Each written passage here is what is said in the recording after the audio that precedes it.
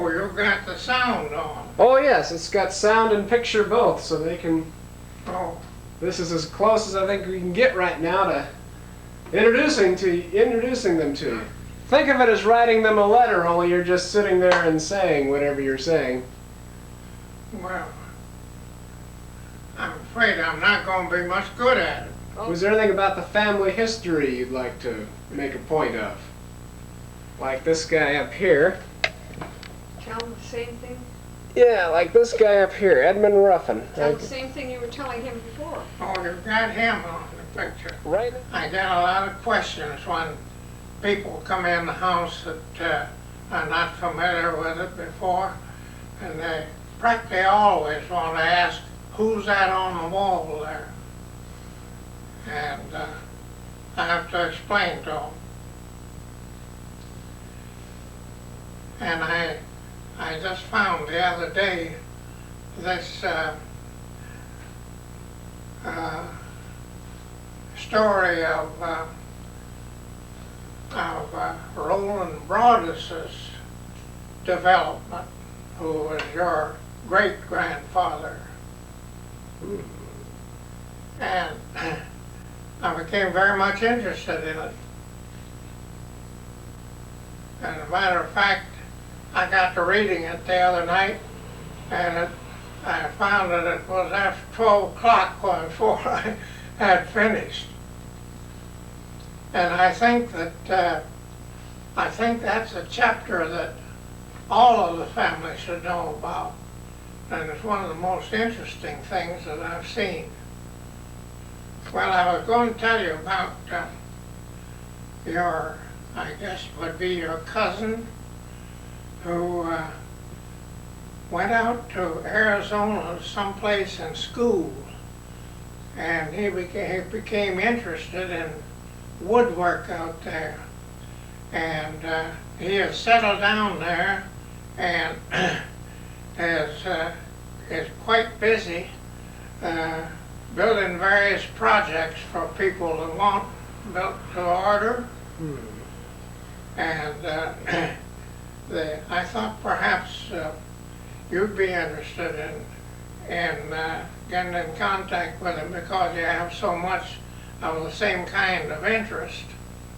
His mother is Martha Vincent. Oh, Martha Vincent Lawrence. She was named, she's one of those families that believed in giving their children as a middle name the family name. Hers is Martha Vincent. She got the Vincent from a family branch, and her sister is Betty Bow, and she got the Bow from another branch in the family, and so it goes all the way around. Bessie was named Bessie Ruffin, but she's always insisted on being called Bessie or Bess. She rebels at the Ruffin, but that was in keeping with the practice of the times. But I don't think she never speaks of herself as Bessie Ruffin. She speaks of herself as Bessie or Bess, more Bess than anything else. The shorter she can get it, the better. Look at that up there outside. It'll probably look like a mess. This is quite impressive. Your museum here. Cousin Martha, and of course Bertha. Let's see. Just brought that picture last week. You asked me for it. Well, it's just in time. Right over here is our. You sat down here one day. You know, something's missing there. No picture of you there. I had another group of pictures in the bedroom. Oh, really? I have to let you take those. Okay. This is our. First tell them about Martha, about Harry Jr.'s children all being named, beginning with M. when we went down to Virginia, they, they put us up as our headquarters at Marlin. And Tillman had just the day before, or a few days before, been to an auction and found the original dining room table that had been built for the Marlin house when the house was built. And it had circulated around into various hands, and it appeared at this auction. And he recognized it and bought it, 25 feet long. And we ate on it while we were down there. Meade and his wife both had been skiers. And a couple of years ago, was it a couple of years? So you died? Huh? Yeah. Oh, about five Uh-huh. years ago, I think in February. They were on going up to the mountains of Virginia to a ski meeting, and there were 3 couples of them, and the 3 boys went up in a van, and the 3 girls came up in a car. Well, along the route, they got smelling gas somehow, and the driver got out and opened the door to check, and the van exploded, and it killed him and killed what was, Another man, I don't know the name. Huh? I don't know the name of him. well, One other man. killed him and killed, let's see, what is, well, I said his name a while ago. Oh, did you know his name? I didn't know his name. Well, so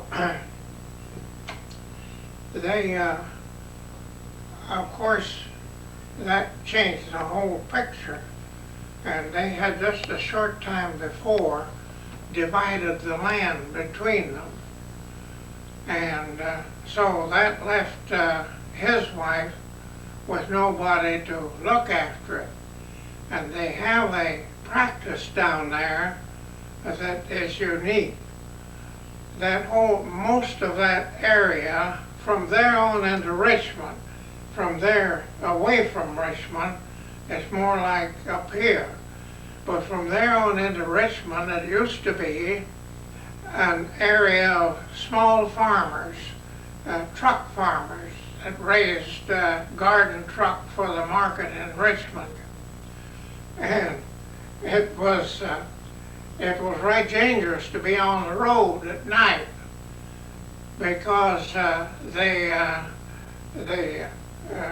farmer would go up in a 2-wheel cart on a mule with his produce to the market, and then long toward morning he'd come home. But he was usually asleep in the cart, and the mule had more sense than the driver did. If it hadn't have been for the mule was pretty smart, there would have been a lot of deaths. But he would turn out for you. And you see, if you're meeting you on the road, he'd turn out and let you go by. Or if you're behind him, you'd overtaking him, he'd turn out and let you pass. Well, in the meantime, that whole situation had changed. There's no longer any of that garden truck type farming done by the family. It's there are all these little tracts gotten together into one tract, and a contracting farmer farms the whole works, and he has heavy equipment just as though he had as he would have to for large fields, because he has large tracts to handle when they put all those together. And so she contracted her farm with one of these contractual farmers, and they wanted to show me the farm, and they had him come up and pick me up, and bless Pat, he came in a Cadillac. And that's the first time I've ever ridden with a farmer in a Cadillac. But he was that kind of farmer. And of course he was tickled to death to get a large tract of land all in one piece to farm. And instead of having to farm and put a whole lot of little pieces together and then divide up the crop among a large number of owners. But I rode in a Cadillac around over the farm to see the place.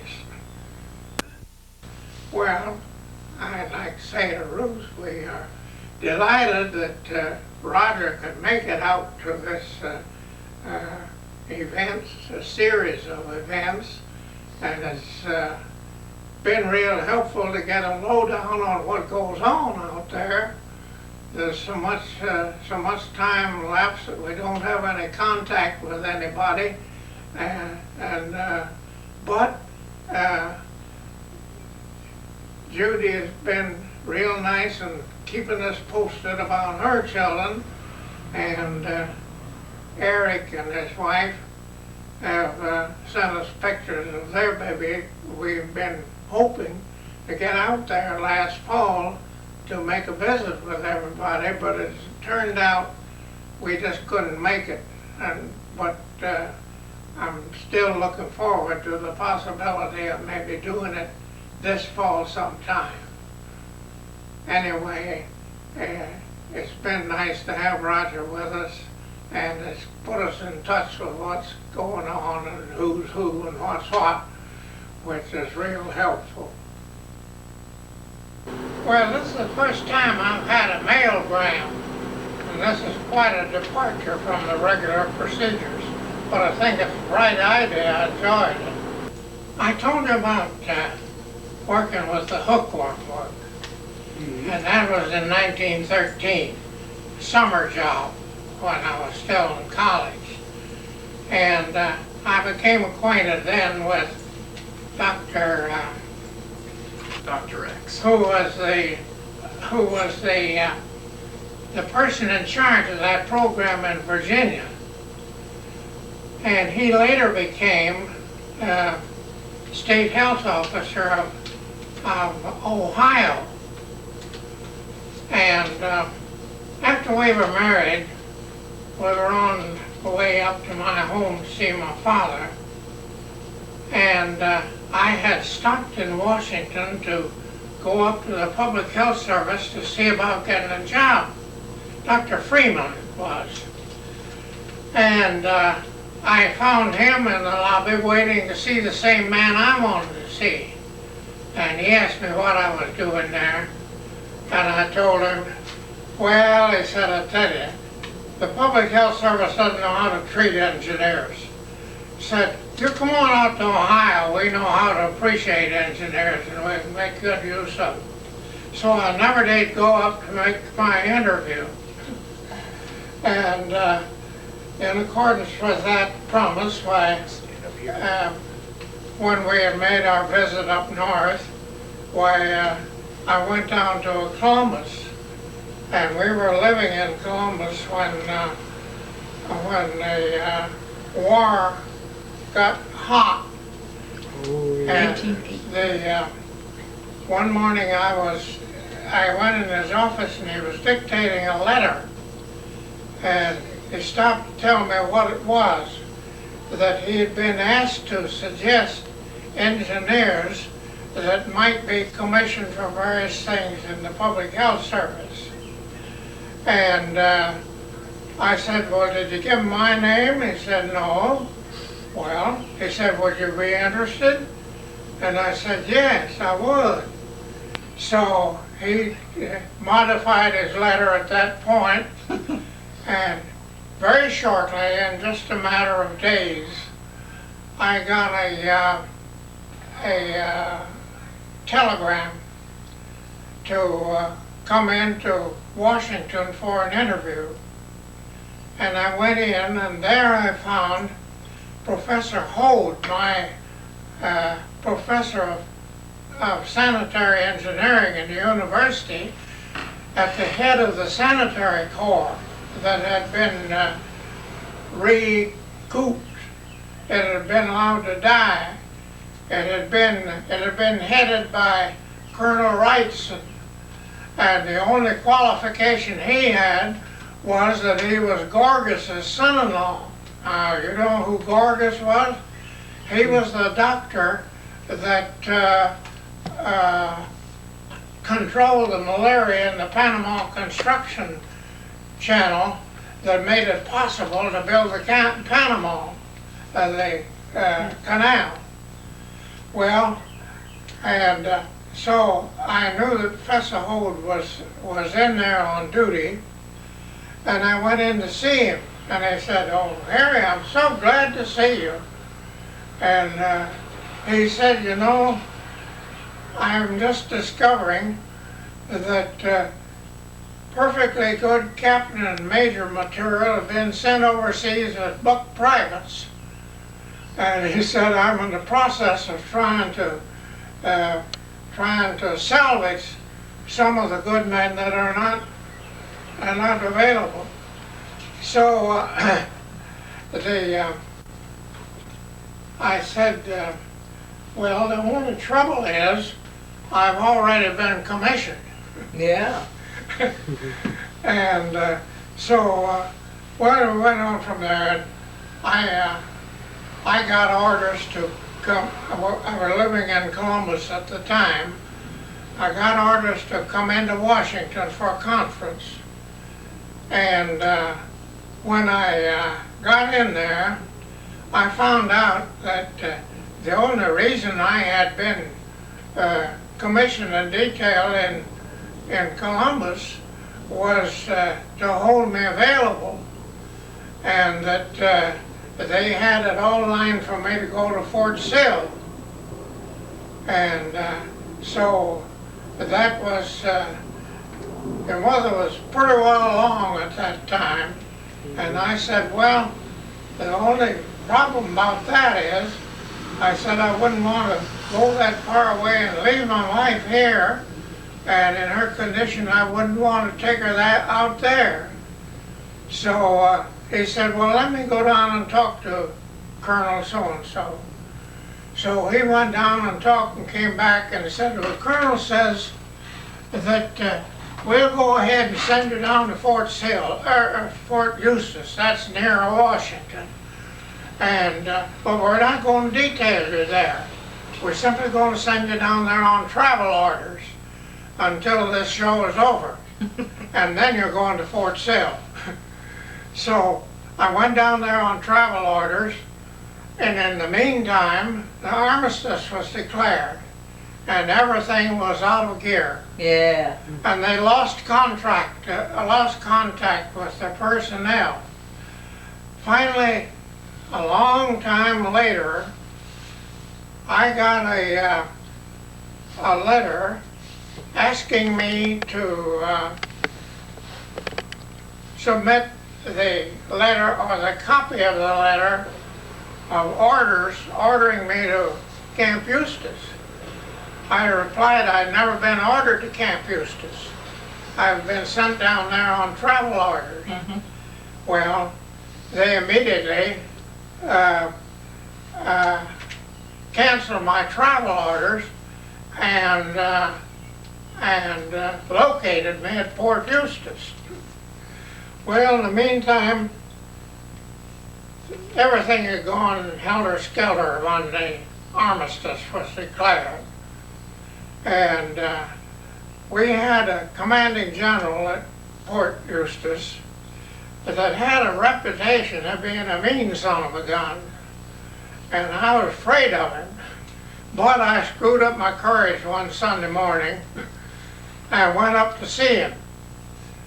One of the first things I learned when I got in the Army I thought that most of the fellows that I was associated with had been through officers' training. I thought that they were going to resent me. Well, I found as I became acquainted with them in quarters, they were very sociable and very helpful.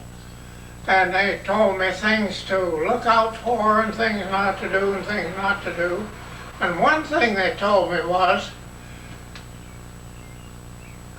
always salute a pair of leather putts, What's a leather putt? if even if it's on a rainy day. What's a leather putt? Well, that's the puttees that they used to wear.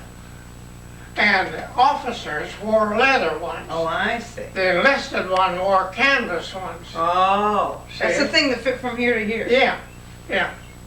So, sure enough, the morning that I went up to report into post, it was raining. And I went up on a motorcycle, and there was a motorcycle and sidecar pulled up at headquarters right in front of me. And a guy in leather putts got out. Well, I dutifully saluted him. Bless Pat, when I got inside to the headquarters, I found out he was the officer I was reporting to. Well, this was at the post, and as I say, the old general was supposed to be a very crusty old cuss. But I went up to see about the possibility of getting leave to go home to be with Louise when your father was born. And he said, well, is this your first child? And I said, yes. He said, hell, you don't know when it's coming. He said, you go back down to your quarters, you make out a request for leave, and you sign it, but don't date it, but give it to one of the other officers, and when you get word to come, he said, you date it and you beat it like hell. And you Well, did. And that was the time of the big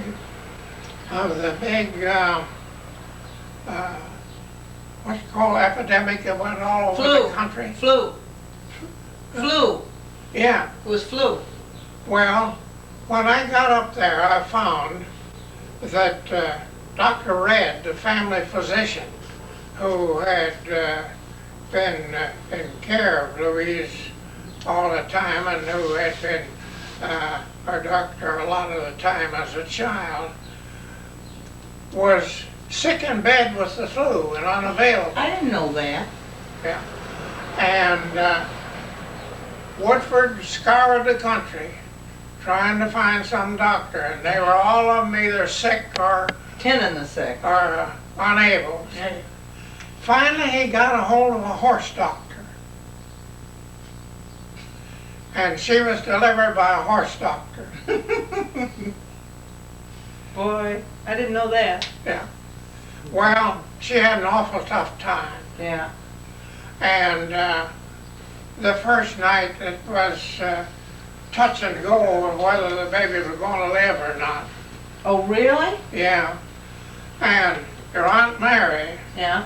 was over there, Yeah. and she spent the night there, and she took the baby in her arms in the bed and kept him with her all night to keep him warm, Yeah. hoping they would live. And he did. And he did.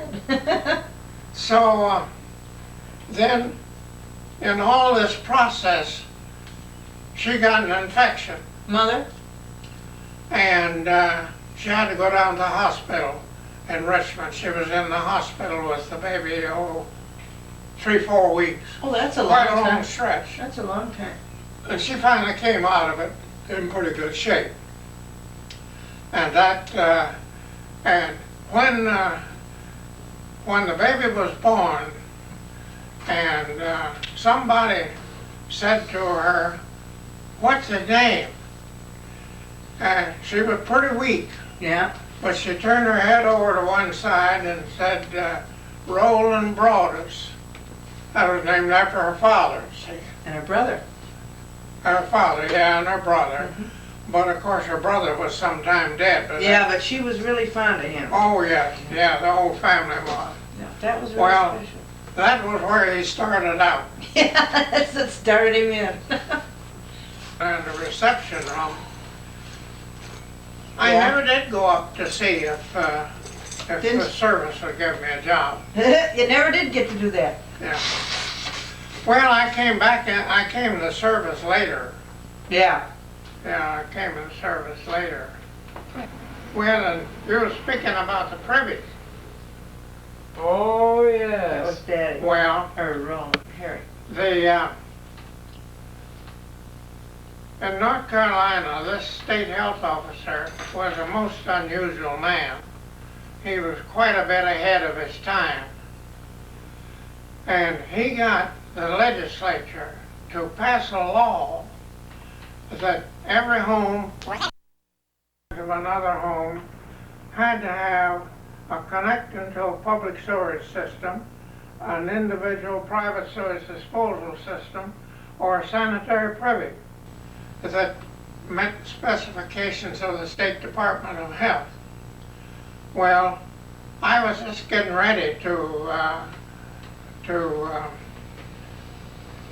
turn in the Army had asked us to say whether we'd be willing to remain on in commission status for 6 or 8 months until things could be readjusted. Well, I had a letter in my desk that had been written, but I hadn't signed it, saying that I would accept the possibility. Mm-hmm. Well, in that same mail, I got a letter from Dr. Rankin. He was the state health officer of North Carolina, asking me to meet him down in Norfolk, the hotel, for dinner that evening. And I met him down there, and he told me about this new law that had been passed. Mm-hmm. And he was looking for somebody to head up the activity. And it would have a fairly broad base. Mm-hmm. It would have the usual responsibilities of the engineer in public health, water supplies, sewage disposal, stream pollution, and so forth. Mm-hmm. But the prime thing that he was concerned about was the enforcement of this law. Mm-hmm. Well, he knew North Carolina, and he knew they were going to have a hell of a lot of trouble. And but he offered me a job, and I accepted, Mm-hmm. and went up to Raleigh, and organized that activity.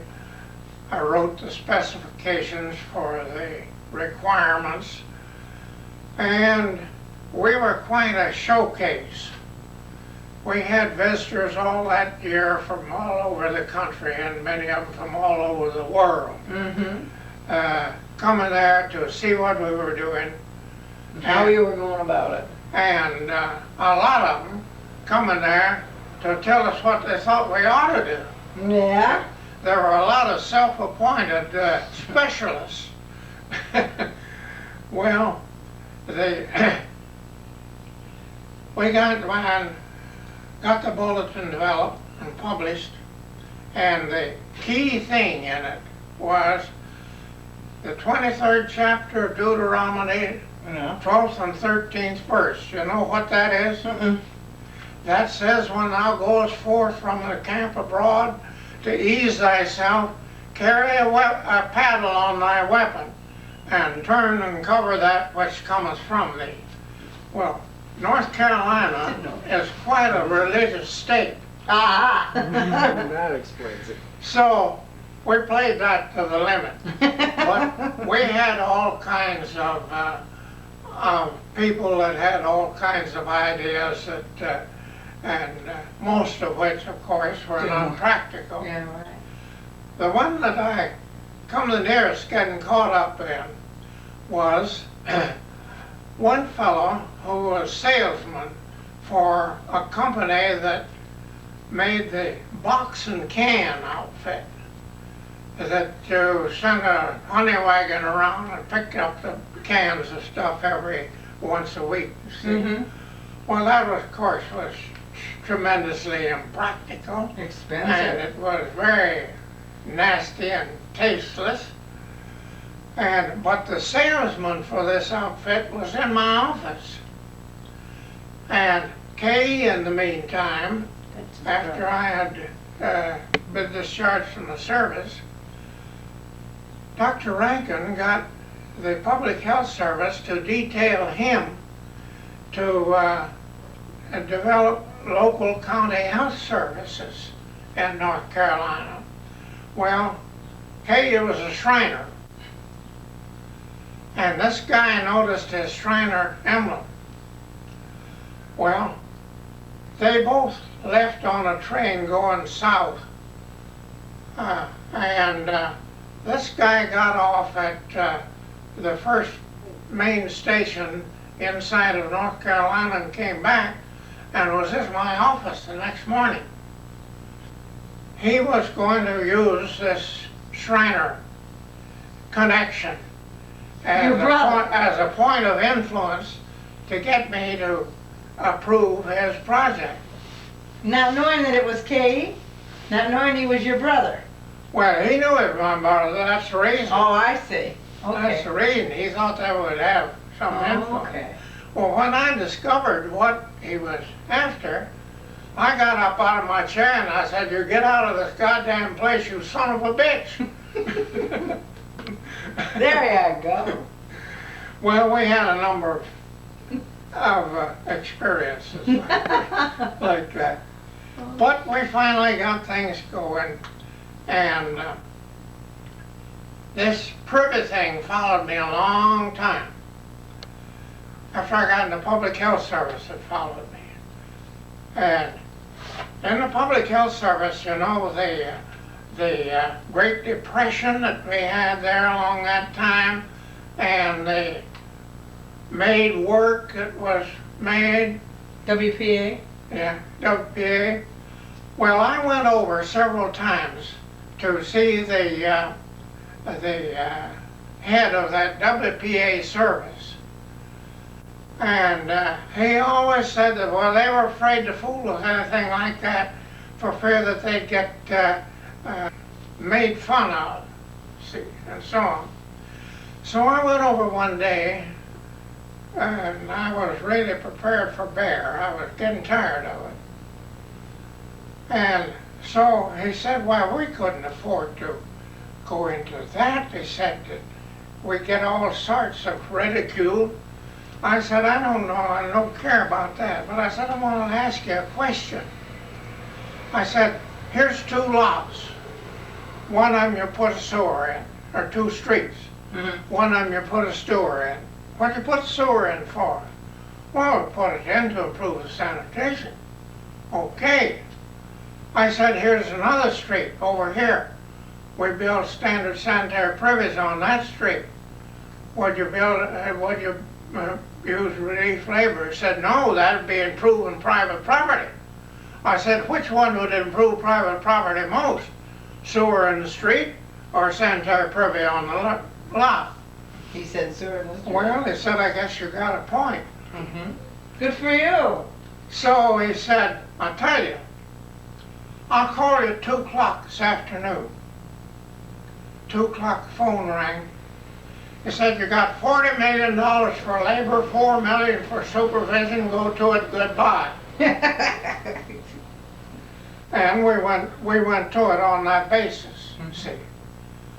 And that he was afraid that we would do a botch job and that they'd get ridiculed as a chick sales outfit and so on. Mm-hmm. And I didn't take this up, but he had already raised the question with me, could they depend that there would be a standard construction going on? Uh-huh.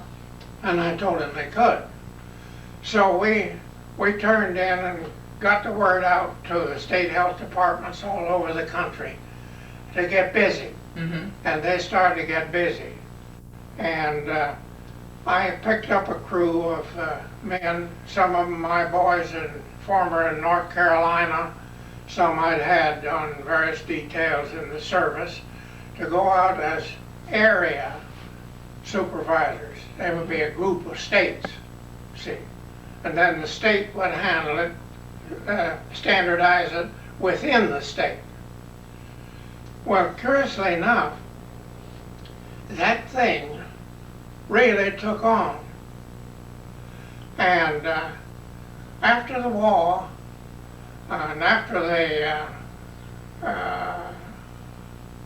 May Labor Days, Louise and I were on a trip out west through the mountains and up all those little old ravines everywhere. You see the standard sanitary privies. They're all just exactly the same. Well, we tapped another simple point of knowledge, and that is each state is proud of that it's doing its way. Sure, sure. Well, the service had been promoting a campaign to improve milk supplies around over the country. And they had a German, he was German born, he was American, but he was German born. But he had the German tenacities to make stand out. He was trying to get the states and the cities around over the country to adopt the regulations that the service was recommending for the control of milk supply. But he always insisted that it be known as the United States Public Health Service Standard Milk Ordinance. Well, and said, you'll be building the privies in Illinois yet. Well, we put out the bulletin with the standard regulations and standard designs and all that sort of thing, but we didn't put a cover on it. But we allotted each state the money to print a cover To do their own saying that it was the recommendation of the Illinois State Department of Health. Or You see, the State Department of Health has to live with their people, yeah. and they get their strength out of the support that the people give the state, not the public health service. Well, that's what made it go over, and that's what in every one of the states they had these standard plans and specifications, and the work crews followed them. So as we drove across the country, up all those mountain ravines, you would see the standard sanitary privy everywhere. There wasn't anything that wasn't standard. Surprised you don't have a miniature anymore. Yeah, You used to have one.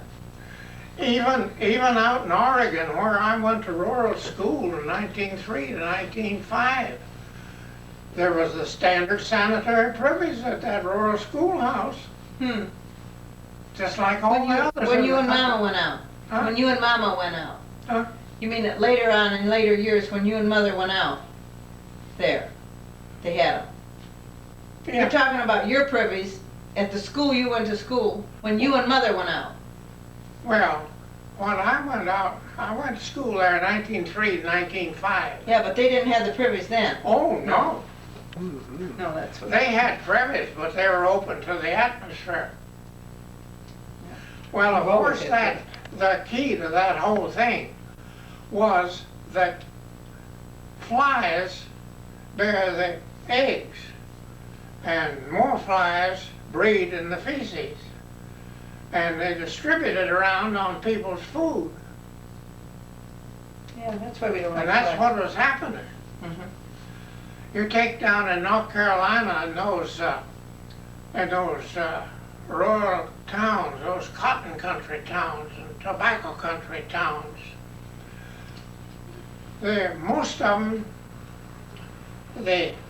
there were houses facing the street on each side, but practically always they had an alley. Well, in the days when they were using the box and cans and collecting to take to the dump, that made a convenient place for them to pick it up along the alley. Also, it was very convenient for the woman of the house because her cook usually lived on a shack on the back of the lot on the alley. And all she had to do was to go out the back door and yell, "Sarah!" Well, after I came up here to the university, I had been quite some time disconnected from that activity. It was going full string. I had other things to do. The boys sent me a clipping from the newspaper and a picture when the 1 millionth sanitary privy was built. Do you still have that in your stuff? Huh? Do you still have that in your stuff? I don't know, probably not. I didn't appreciate things like I should.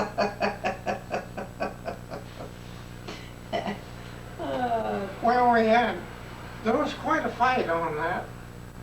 There was one thing that we didn't have much fight on, that we beat the North on. What was that? The industries in the North, the boys in the North, I found that they uniformly were having trouble with their industries. When in North Carolina, our industries were our best support. And the main reason was that they were all locally owned. And they They were, wanted to clean it up. yeah, they were family management mainly, and that helped a lot. We found that whenever we run into something difficult, that we would appeal to the industry and they'd help us out. For instance, on this privy business, some bright guy in the legislature got an idea that he would put in a bill to eliminate that law. Well, word came to me that that bill had been filed, and I got on the phone right away. And you people who've not been in North Carolina probably are familiar with the Cannon cotton mill, the Cannon towels. Well, that's one of the biggest industries in the state. And Charlie Cannon was one of our best friends. On my recommendation, they put sewerage in 16 of their mill villages in 1 year. And one morning, their engineer came by my house and said, Charlie Cannon says he wants me to take you on a trip around to visit these 16 mill villages. Says he thinks that with all the money he spent, that it's justified. Well, when I heard about this bill in the legislature, I got on the phone and called Charlie Cannon. And I told him, I said, now, you boys have been very good. You've put in a lot of money to improve your sanitation. You've put in sewer systems for your villages. But I said, if this bill is passed, it ain't worth a damn, because you would have no protection against the other people. See? Oh, he said, my God, we got to do something about that. He said, I want to call Hunter Marshall in Charlotte before he leaves his office. And he said, I'll talk to you later. Well, the next day, I went over to the Capitol, and I walked around in the corridors between the Senate and the House of Representatives. And it was the greatest bill of commotion you ever saw. Everybody was going around with a telegram in his hands, asking the other fellow, what the hell is this bill? He said, well, I don't know, but he said, I got word to get everybody that I knew of, or get them to send in a complaint. So it was several years later, and I a milk sanitation fight on my hands. And the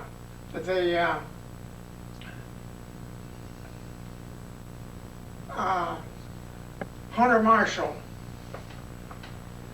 was in the group that came into my office to see me. And I said, I'm curious, what in the hell happened? I said, something busted loose. Well, he said, I'll tell you.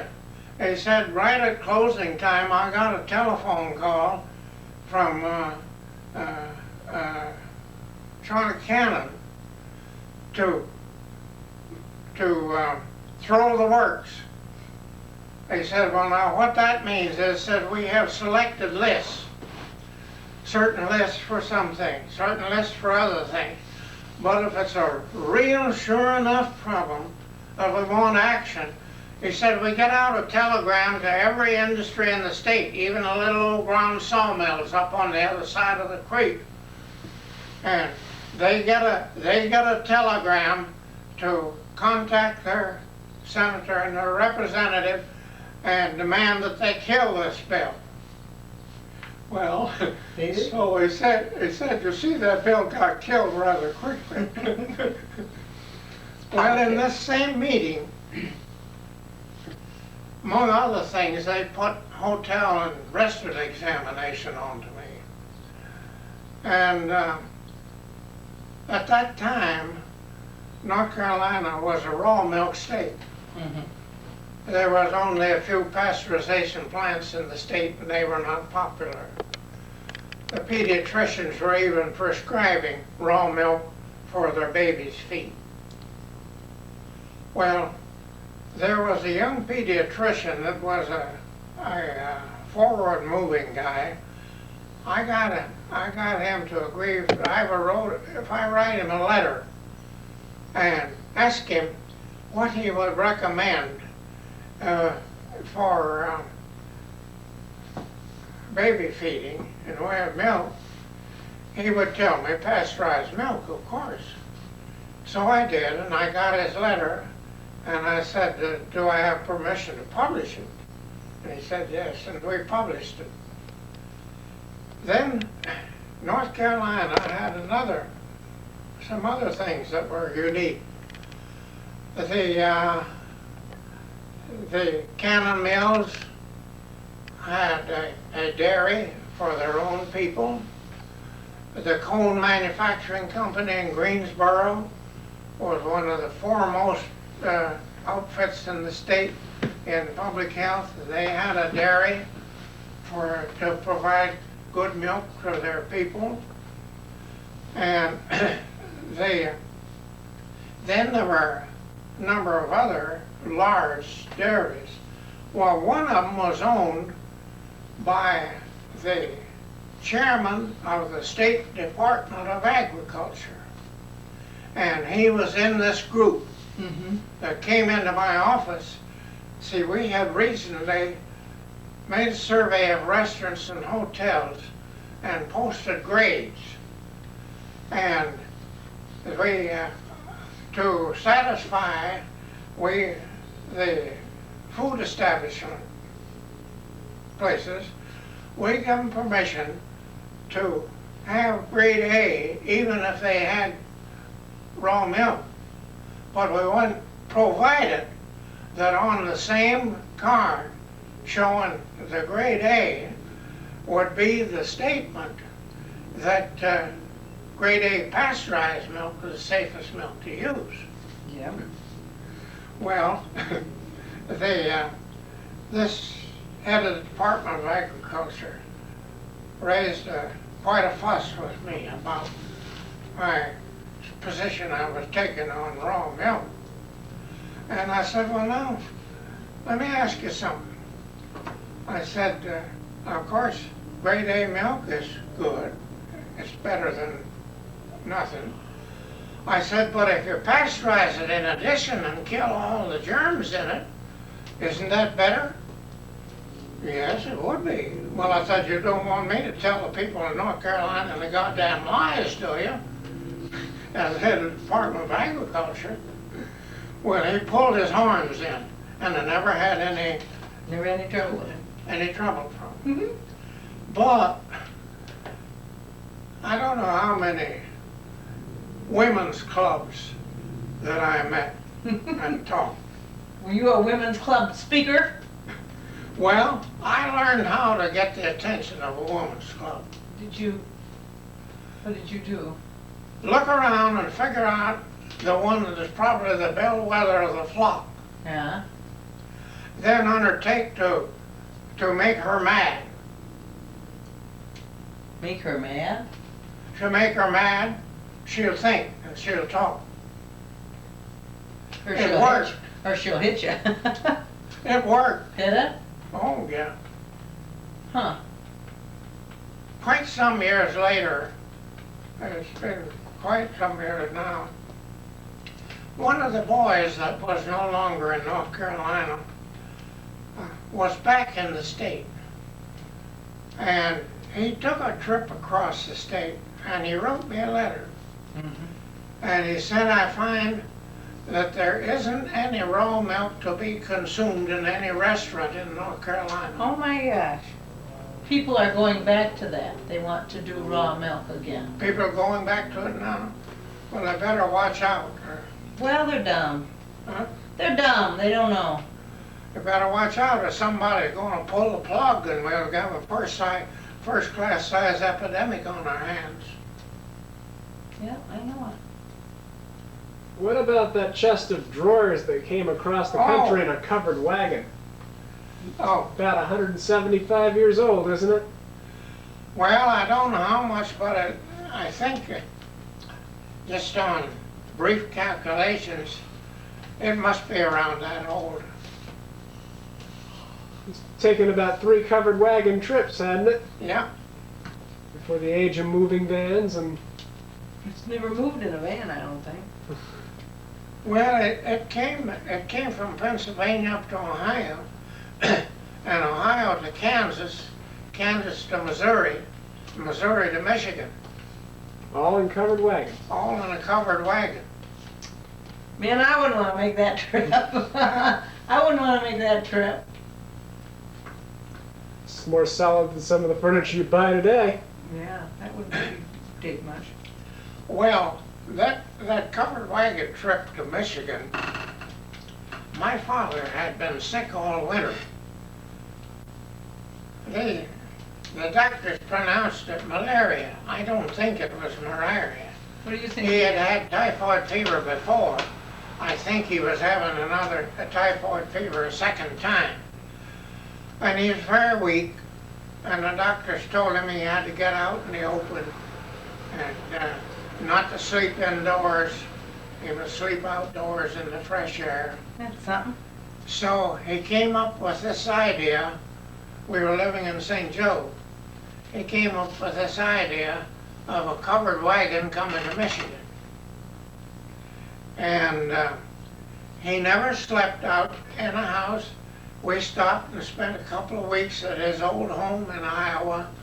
He visited around among his relatives, but always come bedtime, he went out and got in bed in the wagon. He never slept inside a house the whole time. He got so he did, though. Did he get better when he came back to Michigan? Oh, by the time he got to Michigan, he was hale and hearty. And what do you think he had? Oh, I think he had typhoid a second time. Now, why would being in the weather help that? Well, they wanted him to, he was weak, see, and they wanted him to build himself up, and they wanted him to not sleep in the house, but sleep in the open. God, I should think he'd have caught pneumonia and died. Huh? I would have thought he'd caught pneumonia and died. No, he didn't. No, he got big and strong, and did the heaviest work for years. How old was he when you came to Michigan? When I came, or when How old was he when you guys came to Michigan? he must have been in his 40s or early 50s. And he lived to be how old? Maybe it was 76, I don't know what. That sounds right. Something like that. Where was he when he died? Was Kay? He died at my house in Raleigh, What's your house? the stone house out on St. Mary's. He had kidney disease? Hmm? Kidney disease? What took him? What killed him Oh, I guess, besides old age? I think his kidneys failed him. Did he have Bright's disease? Well, I don't know. I don't know. Couldn't didn't tell know much then. about things at that time. But I know he was in great pain. There used to be a couple of nurses that were friends of ours. And I had had one of them come over to the house that evening to be there with him during the night. And he died during the night. Yeah, we've got, of course, the dates of birth and death are on the tombstones up north. I never took the trouble of taking it down. I don't know. You've got it in your book. Huh? You've got it all in your book. I suppose it, yeah. Must be. Yeah, it was, you got them all then. Everybody. Was your great-grandfather starting that area out in Missouri where they lived in a sod house and you could... No, that was my father. Well, your father. That was my father, your grandfather.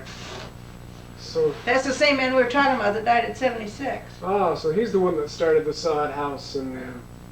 Oh. Yeah. Well, you see, when he went out there in a homestead, there wasn't such thing as lumber anywhere around. No trees. Hmm. And they built houses out of sod. Wasn't he a teacher?